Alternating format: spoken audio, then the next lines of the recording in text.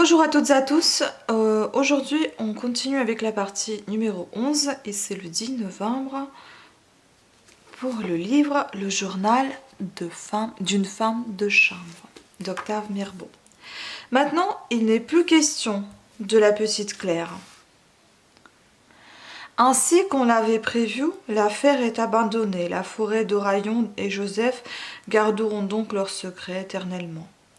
De celle qui fut une pauvre petite créature humaine, il ne sera pas plus parler désormais que du cadavre d'un merle mort sous le fourré dans les bois.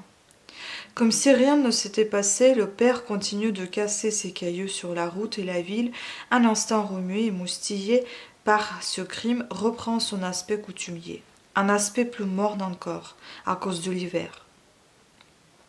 Le froid très vif claque-mure davantage les gens dans leur maison. C'était à peine si derrière les vitres gelées, on entrevoit leurs faces pâles et sommeillantes, et dans les rues, on ne rencontre guère que des vagabonds en loques et des chiens frileux.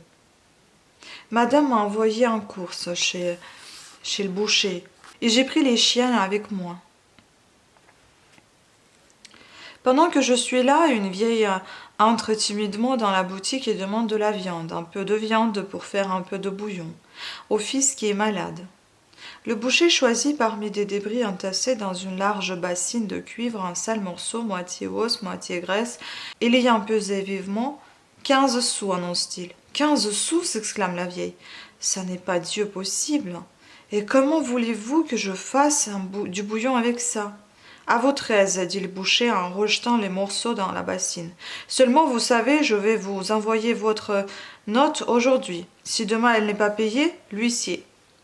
Donnez, se résigne alors la vieille. Quand elle est partie, c'est vrai aussi, m'explique le boucher. Si on n'avait pas les pauvres pour les bas morceaux, on ne gagnerait vraiment pas assez sur une bête. Mais ils sont exigeants maintenant, ces bougres-là. Et taillant 2 longues tranches de bonne viande bien rouge, il les lance au chien. Le chien de riche parbleu. C'est pas des pauvres. Au prieuré, les événements se succèdent du tragique, y passent au comique, car on ne peut pas toujours frissonner. Fatigué des tracasseries du capitaine et sur les conseils de madame, monsieur a fini par l'appeler au juge de paix. Il lui réclame des dommages et intérêts pour le bris de ses cloches et de ses châssis et pour la dévastation de jardin. Il paraît que la rencontre des deux ennemis dans le cabinet de juge a été quelque chose d'épique. Ils se sont engueulés comme des chiffonniers. Naturellement, le capitaine nie, avec force serment, avoir jamais lancé des pierres ou quoi que ce soit dans le jardin de Lanlaire. C'est Lanlaire qui lance des pierres dans le sien. Avez-vous des témoins? Où sont vos témoins? Osez produire des témoins, hurle le capitaine. Les témoins, riposte monsieur, c'est les pierres, c'est toutes les cochonneries dont vous ne cessez de couvrir ma propriété. C'est les vieux chapeaux, les vieilles pantoufles que j'y ramasse chaque jour et que tout le monde reconnaît pour vous avoir appartenu. Vous mentez. C'est vous qui êtes une canaille, une crapule. Mais dans l'impossibilité où est monsieur d'apporter des témoignages recevables et probants, le juge de paix, qui est d'ailleurs l'ami du capitaine, engage monsieur à retirer sa plainte. Et du reste, permettez-moi de vous le dire, conclut le magistrat, il est bien improbable, il est tout à fait inadmissible qu'un vaillant soldat, un officier intrépide qui a gagné tous ses grades sur les champs de bataille, s'amuse à lancer des pierres et de vieux chapeaux dans votre propriété comme un gamin. Parbleu, vocifère le capitaine. Cet homme est un infâme Dreyfusard. Il insulte l'armée. Moi? Oui, vous. Ce que vous cherchez, sale juif, c'est de déshonorer l'armée. Vive l'armée. Ils ont failli se prendre aux cheveux et le juge a eu beaucoup de peine à les séparer. Depuis, monsieur a installé en permanence dans le jardin 2 témoins invisibles derrière une sorte d'abri, un planche où sont percés à hauteur d'homme 4 trous ronds pour les yeux. Mais le capitaine averti s'est tenu tranquille et monsieur en est pour ses frais. J'ai vu le capitaine 2 ou 3 fois par-dessus la haie. Malgré la gelée, il ne quitte pas de la journée son jardin où il travaille à toutes sortes de choses avec acharnement. Pour l'instant, il encapuchonne ses rosiers de gros bonnets de papier huilé. Il me conte ses malheurs. Rose souffre d'une attaque d'influenza et d'âme, avec son asthme. Bourbaki est mort. Il est mort d'une congestion pulmonaire pour avoir bu trop de cognac. Vraiment, il n'a pas de chance. Et c'est sûrement ce bandit de l'air qui lui jette un sort. Il veut en avoir raison, hein, débarrasser le pays et il me soumet un plan de combat épatant. Voilà ce que vous devriez faire, mademoiselle Célestine. Vous devriez déposer contre l'air au parquet de Louviers une plainte tapée pour outrage aux mœurs et attentat à la pudeur. Ça, c'est une idée. Mais capitaine, jamais monsieur n'a outragé à mes mœurs, ni attenté à ma pudeur. Eh bien, qu'est-ce que ça fait? Je ne peux pas. Comment? Vous ne pouvez pas. Rien n'est plus simple pourtant. Déposez votre plainte et faites-nous citer, Rose et moi. Nous viendrons affirmer, certifier en justice que nous avons vu tout, tout. La parole d'un soldat en ce moment surtout, c'est quelque chose. Tonnerre de Dieu, ce n'est pas de la chose de chien, et notez d'après cela, il nous sera facile de faire revivre l'affaire du viol et d'englober l'air dedans. Ça, c'est une idée. Pensez-y, mademoiselle Célestine, pensez-y. Ah, j'ai besoin des choses, beaucoup trop de choses. À quoi penser en ce moment? Joseph me presse de me décider, on ne peut pas attendre plus longtemps. Il a reçu à Cherbourg la nouvelle que la semaine prochaine doit avoir lieu la vente du petit café. Mais je suis inquiète, troublée. Je voudrais et je ne voudrais pas. Un jour cela me plaît, le lendemain cela ne me plaît plus. Je crois surtout que j'ai peur, que Joseph ne veuille m'entraîner à des choses trop terribles. Je ne puis me résoudre à prendre un parti. Il ne me brutalise pas, il me donne des arguments, il me tente par des promesses de liberté, de belles toilettes, de vie assurée, heureuse, triomphante. Il faut pourtant que je l'achète, le petit café, me dit-il. Je ne peux pas laisser échapper une occasion pareille. Et si la révolution vient? Pensez donc, Célestine, c'est la fortune tout de suite, Et qui sait? La révolution, hein? Mettez-vous ça dans la tête. Il n'y a pas mieux pour les cafés.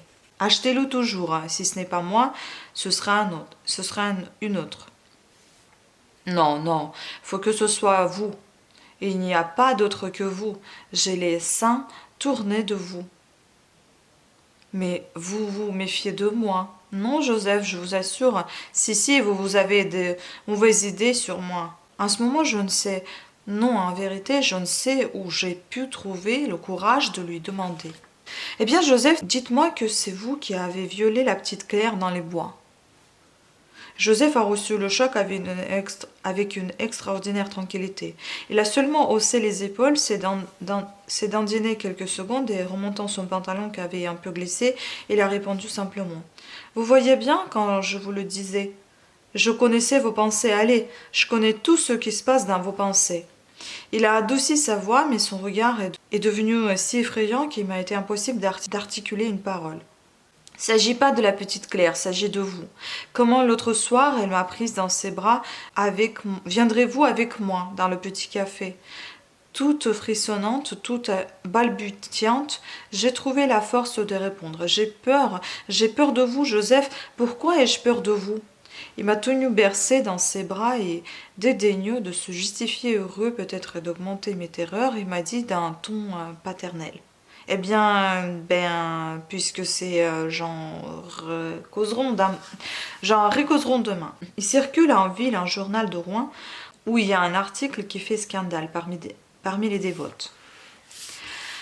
C'est une histoire vraie, très drôle. Et pas mal raide, qui s'est passé tout dernièrement à Port-Lançon, un joli endroit situé à 3 lieues d'ici. Le piquant, c'est que tout le monde en connaît les personnages. Voilà encore de quoi occuper les gens pendant quelques jours. On a apporté le journal à Marianne hier, et le soir, après le dîner, j'ai fait la lecture du fameux article à haute voix. Dès les premières phrases, Joseph s'est levé, très digne, sévère et même un peu fâché. Il déclare qu'il n'aime pas les cochonneries et qu'il ne peut supporter qu'on attaque la religion devant lui. C'est pas bien ce que vous faites là. Célestine, c'est pas bien. Et il est parti se coucher.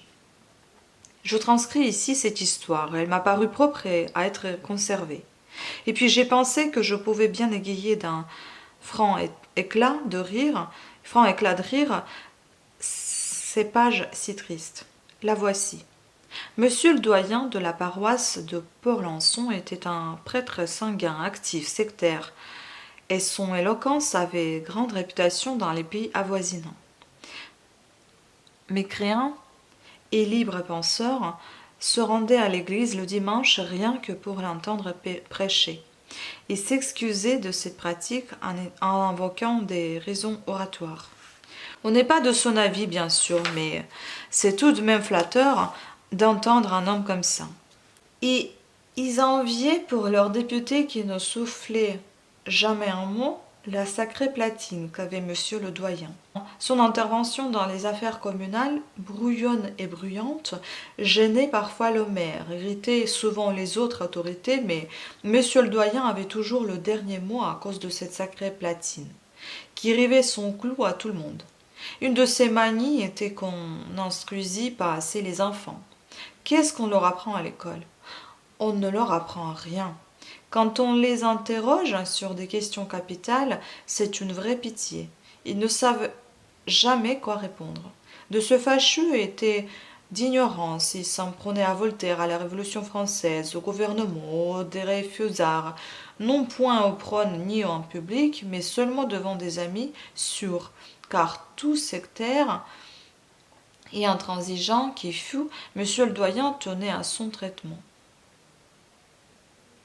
Ainsi, le mardi et le jeudi avait-il accoutumé de réunir dans la cour de son presbytère le plus d'enfants qu'il pouvait. Et là, durant 2 heures, il les initiait à des connaissances extraordinaires et comblait de surprenantes pédagogies les lacunes de l'éducation laïque.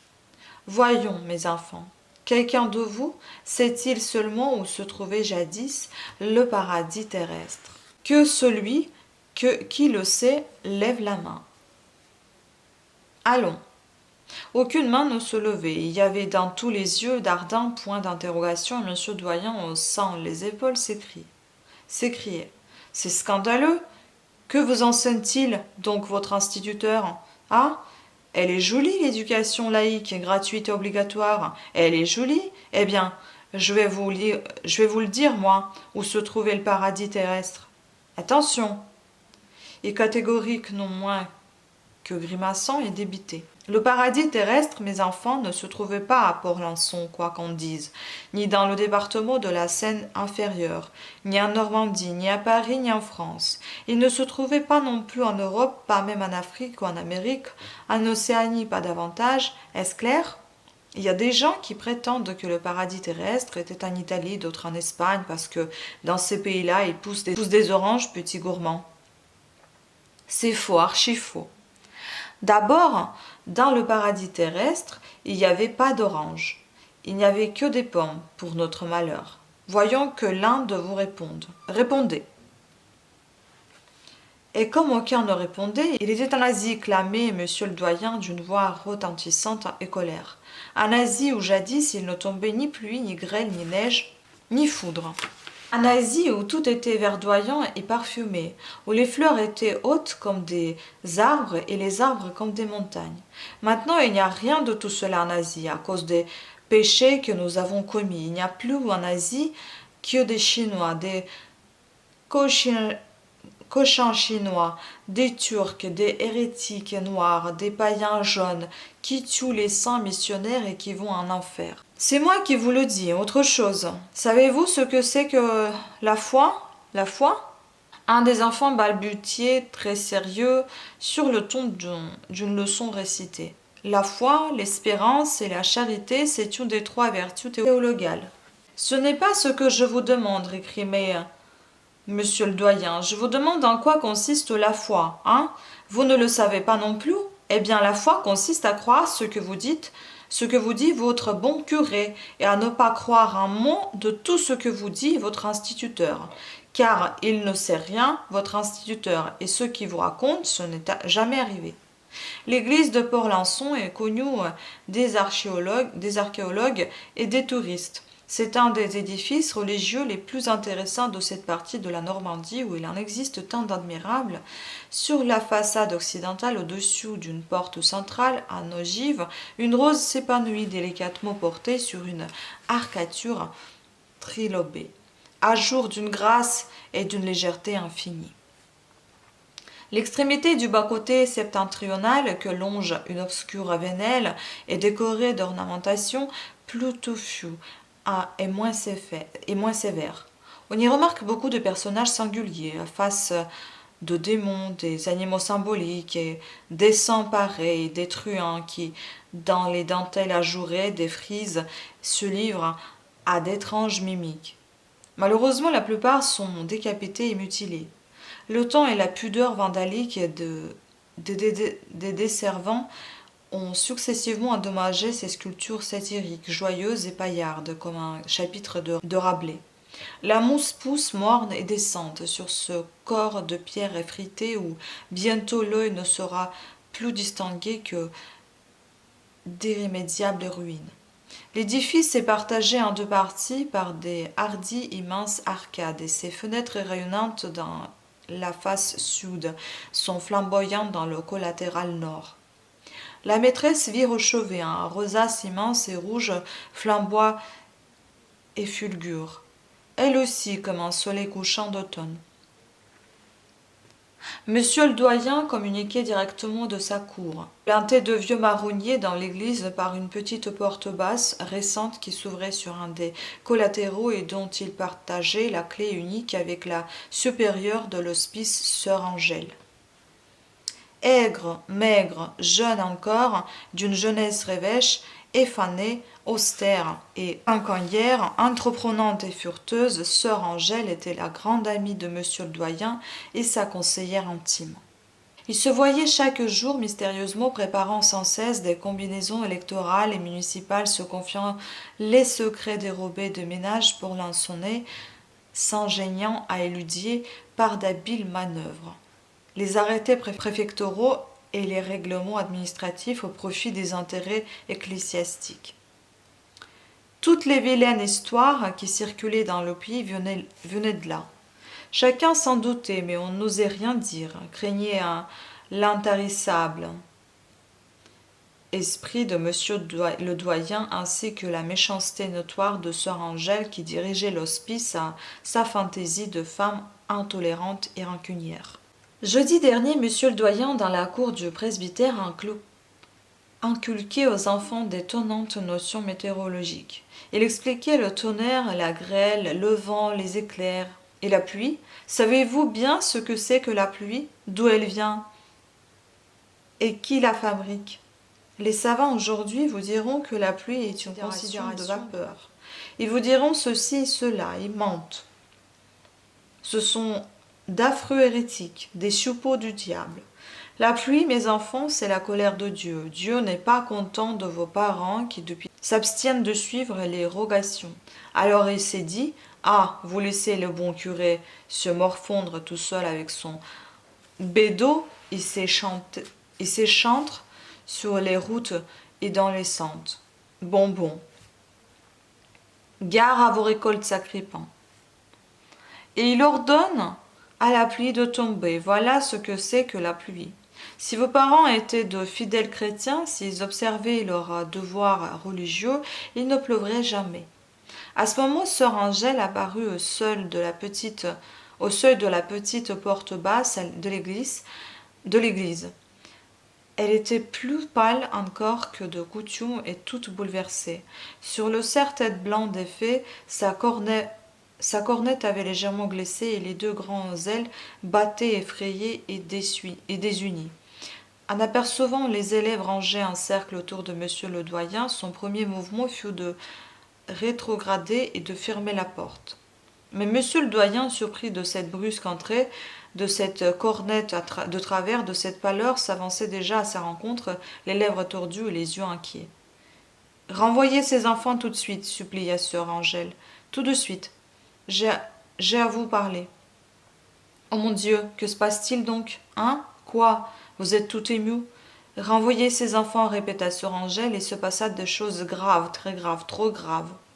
Les élèves partis, sœur Angèle se laissa tomber sur un banc et durant quelques secondes, un mouvement nerveux, elle mania sa croix de cuivre et ses médailles bénites qui sonnèrent sur la bavette empesée dont était bardée sa poitrine plate d'infécondes femelles. Monsieur le doyen était anxieux et demanda d'une voix saccadée. « Vite, ma sœur, parlez. Vous m'effrayez, qu'est-ce qu'il y a ?» Alors très brève, sœur Angèle dit, « Il y a que tout à l'heure, passant dans la venelle, j'ai vu sur votre église un homme tout nu. » Monsieur le doyen ouvrit en grimace sa bouche qui demeura béante et toute convulsée. Puis il bégaya. « Un homme tout nu? Vous avez, ma sœur, vu sur mon église un homme tout nu? Sur mon église, vous êtes sûre? Je l'ai vu. Il s'est trouvé dans ma paroisse un paroissien assez éhonté, assez charnel, pour se promener tout nu sur mon église. Mais c'est incroyable, hein? Son visage s'empourprait de colère, sa gorge contractée râpait les mots. Tout nu sur mon église? Oh, mais dans quel siècle vivons-nous? Et que faisait-il tout nu sur mon église? Il forniquait peut-être? Vous ne me comprenez pas, interrompit sœur Angèle. Je n'ai pas dit que cet homme tout nu fut un paroissien, puisqu'il est en pierre. Comment? Comment il est en pierre? Mais alors, ce n'est plus la même chose, ma sœur. Et soulagé par cette rectification, monsieur le doyen respira bruyamment. Ah, quelle peur j'ai eue! Sœur Angèle se fit agressive. Sa voix siffla entre ses lèvres plus minces et plus pâles. Alors tout est bien, et vous le trouvez moins nu, sans doute, parce qu'il est en pierre? Je ne dis pas cela, mais enfin, ce n'est plus la même chose. Et si je vous affirmais que cet homme en pierre est plus nu que vous le croyez, qu'il montre un instrument d'impureté, une chose horrible, énorme, une chose monstrueuse qui pointe? Ah, tenez, monsieur le curé, ne me faites pas dire de saleté. Elle se leva en proie à une agitation violente. Monsieur le doyen était atterré. Cette révélation le frappait de stupeur. Ses idées se brouillaient, sa raison s'égarait, un rêve d'atroce luxure et d'abominable enfer, et il balbutia enfantin. Oh, vraiment, une chose énorme qui pointe, oui, oui, c'est inconcevable. Mais c'est très vilain, ça, ma sœur. Et vous êtes certaine, bien certaine, d'avoir vu cette chose énorme pointer? Vous ne vous trompez pas? Ce n'est pas une plaisanterie? Oh, c'est inconcevable. Sœur Angèle frappa le sol du pied. Et depuis les siècles qu'elle est là, souillant votre église, vous ne vous êtes aperçu de rien? Il faut que ce soit moi, une femme, moi, une religieuse, moi qui ai fait vœu de chasteté, il faut que ce soit moi qui dénonce cette abomination et qui vienne vous crier, Monsieur le doyen, le diable est dans votre église. Mais monsieur le doyen, aux paroles ardentes de sœur Angèle, avait vite reconquis ses esprits. Il prononça d'un ton résolu. Nous ne pouvons tolérer un tel scandale. Il faut terrasser le diable. Et je m'en charge. Revenez à minuit. Quand tout le monde dormira à Port-Lançon, vous me guiderez. Je vais prévenir le sacristain afin qu'il se procure une échelle. Est-ce très haut? C'est très haut. Et vous saurez bien retrouver la place, ma sœur. Je la retrouverai les yeux fermés, à minuit donc, monsieur le doyen. Et que Dieu soit avec vous, ma sœur. Sœur Angèle se signa, regagna la porte basse et disparut. La nuit était sombre, sans lune. Aux fenêtres de la venelle, la dernière lumière s'était depuis longtemps éteinte, les réverbères obscurs, au haut de leur potence, balançaient leurs grinçantes et invisibles carcasses. Tout dormait dans Port-Lançon. C'est là, fit sœur Angèle. Le sacristain appliqua son échelle contre le mur près d'une large baie à travers les vitraux de laquelle brillait très pâle la courte lueur de la lampe veillant au sanctuaire. Et l'église déchiquetée, ses silhouettes tourmentées dans un ciel couleur de violette où çà et là tremblaient de clignotantes étoiles. Monsieur le doyen, armé d'un marteau, d'un ciseau à froid et d'une lanterne sourde, gravit les échelons. Suivi de près par la sœur dont la cornette disparaissait sous les plis d'un large manteau noir et marmotté. A omni peccato.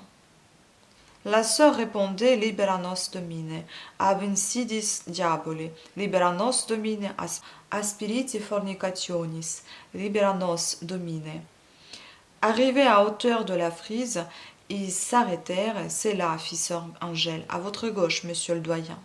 Et très vite, troublée par l'ombre et par le silence, elle chuchota. Anus Dei qui tollis peccata mundi. Exodi nos domine, répondit monsieur le doyen, qui dirigea sa lanterne dans les entrecroisements de la pierre, où grimaçaient, gambadaient d'apocalyptiques figures de démons et de saints. Tout à coup, il poussa un cri. Il venait d'apercevoir braquer sur lui, terrible et furieuse, l'impure image du péché. Mater purissima, mater castissima, mater inviolata, redouillait la sœur, courbée sur l'échelle. Ah, le cochon, vociféra monsieur le doyen, un maître, dora pro nobis. Il brandit son marteau, et tandis que derrière lui, sœur Angèle continuait de réciter les litanies de la Sainte Vierge, et que le sacristain Arc, bouté au pied de l'échelle, soupirait de vagues et dolentes oraisons, il asséna sur l'icône obscène un coup sec. Quelques éclats de pierre le sanglèrent au visage, et l'on entendit un corps dur tomber sur un toit, glisser dans une gouttière et bondir et retomber dans la venelle. Le lendemain, sortant de l'église où elle venait d'entendre la messe, mademoiselle Robineau, une sainte femme, vit à terre dans la venelle un objet qui lui parut d'une forme insolite et d'un aspect bizarre comme un nom, parfois certaines reliques dans les reliquaires. Elle le ramassa et l'examina dans tous les sens. C'est probablement une relique, se dit-elle. Une sainte, étrange et précieuse relique, une relique rétrifiée, dans quelque sorte miraculeuse. Les voies de Dieu sont tellement mystérieuses. Il eut d'abord la pensée de l'offrir à monsieur le doyen, puis elle réfléchit que cette relique serait une protection pour sa maison, qu'elle en éloignerait le malheur et le péché. Elle l'emporta. Arrivée chez elle, mademoiselle Robineau s'enferma dans sa chambre. Sur une table parée d'une nappe blanche, elle disposa un coussin de velours rouge avec des glands d'or. Sur le coussin, délicatement, elle coucha la précieuse relique. Ensuite, elle couvrit le tout d'un globe de verre aussitôt flanqué de 2 vases pleins de fleurs artificielles. Et s'agenouillant devant cet autel improvisé, elle invoqua avec ardeur le sang inconnu et admirable à qui avait appartenu un des temps probablement très anciens cet objet profane et purifié. Mais bientôt elle ne tarda pas à se sentir troublée. Des préoccupations d'une précision trop humaine se mêlèrent à la ferveur de ses prières, à la joie pure de ses extases. Même des doutes terribles et lancinantes s'insinuèrent en son âme. Est-ce bien là une sainte relique, se dit-elle. Et tandis qu'elle multipliait sur ses lèvres les pater et les ave, elle ne pouvait s'empêcher de penser à d'obscures impuretés et d'écouter une voix plus forte que ses prières, une voix qui venait d'elle, inconnue d'elle, et qui disait tout de même ça devait être un bien bel homme. Pauvre demoiselle Robineau, on lui apprit ce que représentait ce bout de pierre. Elle faillit en mourir de honte, et elle ne cessait de répéter. Et moi qui l'ai embrassé tant de fois. Aujourd'hui, 10 novembre, nous avons passé toute la journée à nettoyer Argenteuil. C'est tout un événement, une époque traditionnelle comme celle de confiture. Les Lanlaire possèdent une magnifique argenterie, des pièces anciennes, rares et de toute beauté. Elle vient du père de madame qui l'a pris. Les uns disent en dépôt, les autres en garantie d'une somme prêtée à un noble du voisinage. Il n'achetait pas que des jeunes gens pour la conscription, cet Olébrius-là. Tout lui était bon, il n'était pas à une escroquerie près. S'il faut en croire l'épicière, l'histoire de cette argenterie serait des plus louches, ou des plus claires, comme on voudra. Le père de madame serait rentré dans ses fonds, et grâce à une circonstance que j'ignore, il aurait gardé l'argenterie par-dessus le marché, un tour de filou épatant. Naturellement, les Lanlaire ne s'en servent jamais et restent enfermés au fond d'un placard de l'office dans 3 grandes caisses doublées de velours rouge et scellées au mur par des solides crampons de fer. Chaque année, le 10 novembre, on la sort des caisses et on la nettoie sous la surveillance de madame. Et on la revoit plus jusqu'à l'année suivante. Oh, les yeux de madame devant son argenterie, devant le viol de son argenterie par nos mains, jamais je n'ai vu dans des yeux de femme une telle cupidité agressive. Est-ce curieux, ces gens qui cachent tout, qui enfouissent leur argent, leurs bijoux, toute leur richesse, tout leur bonheur et qui pouvant vivre dans le luxe et dans la joie, s'acharnent à vivre presque dans la gêne et dans la nuit? Le travail fini, l'argenterie verrouillée pour 1 an dans ses caisses. Et madame enfin, partie avec la certitude qu'il ne nous en est rien resté au doigt, Joseph m'a dit d'un drôle d'air. C'est une très belle argenterie, vous savez, Célestine. Et il y a surtout l'huilier de Louis XVI. Ah, sacristi. Et ce que c'est lourd, hein. Tout cela vaut peut-être 25 000 francs, Célestine, peut-être plus. On ne sait pas ce que ça vaut. Et me regardant fixement, pesamment jusqu'au fond de l'âme, viendrez-vous avec moi dans le petit café? Quel rapport peut-il bien y avoir entre l'argenterie de madame et le petit café de Cherbourg? En vérité, je ne sais pas pourquoi les moindres paroles de Joseph me font trembler. Voilà, c'est terminé pour ce chapitre. On continuera la prochaine fois. Merci beaucoup de votre attention. À très bientôt. Ciao.